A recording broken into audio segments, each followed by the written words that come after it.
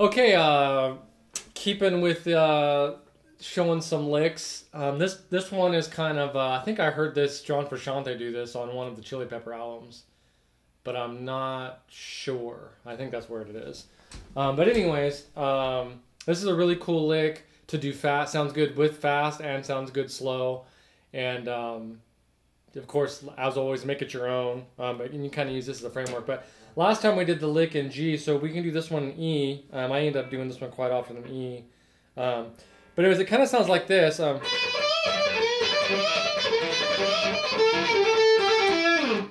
Right?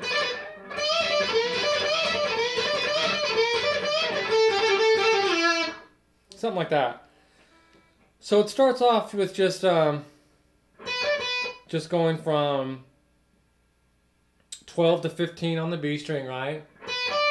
12, 15, 12. And then bend the 15 up to the 17.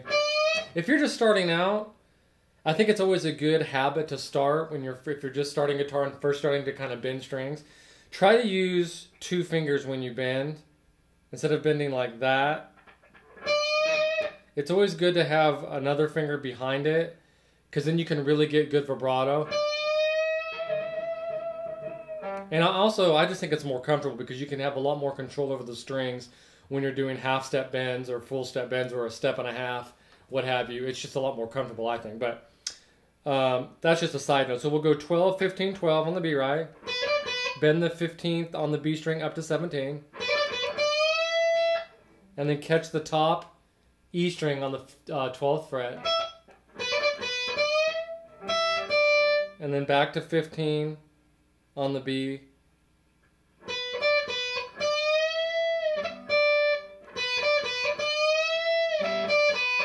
Right?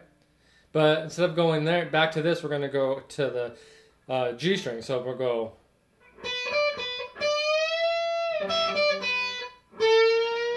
And we'll bend that up.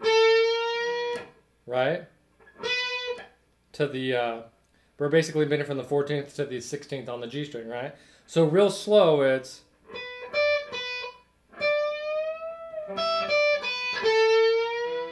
And then just repeat it.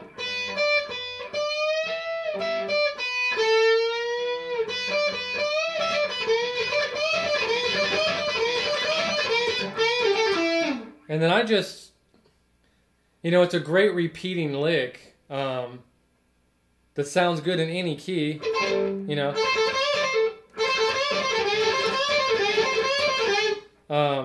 and then when you do it a few times, I think, you can resolve on anything, but that particular lick sounds really good resolving on E. So you've got an E note, there, obviously like your pentatonic on the 14th fret, and you have an E note here, and you have an E note here. So just pick one of those, and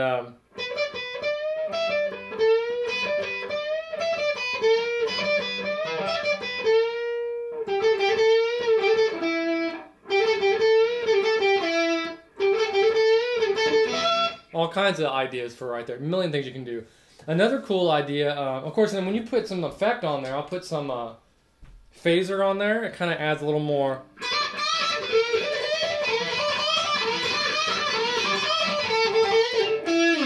And you can throw some delay on top of that.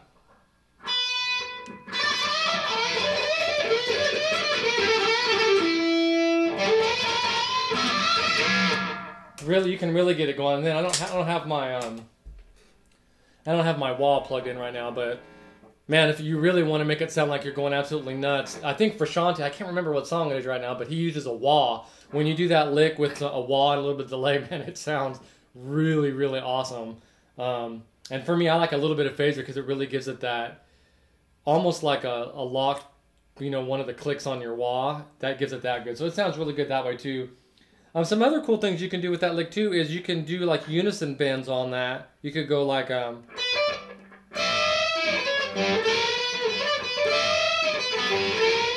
something like that, or just those two.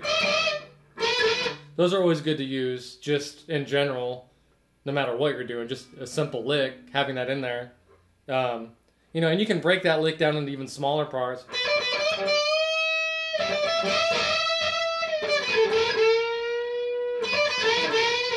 all kinds of things. And so be creative, come up with some other stuff. But that's always a good little spot to kind of, sometimes when you're soloing, you just kind of want to go nuts. That's always a good little repetitive thing that you can turn into all kinds of different repetitive things. And I always encourage move around to different keys and in different spots even, and kind of get used to doing that. But anyways, that's a really good one. I'll put some phaser on here one more time and play it. There's a little bit of delay here, and we'll just see.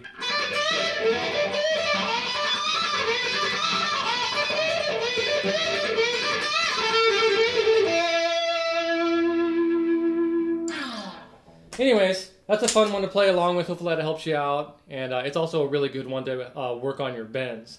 Really try, if you're just starting out, really make sure that you're getting those bends to the spot. Because if it's a little bit flat, it's going to sound a little funny. Although when you do bend on the G string, going a little flat won't be bad because you got the blues note right there. But in general, it's a good one to really use your ears and make sure that you're bending up to the actual note.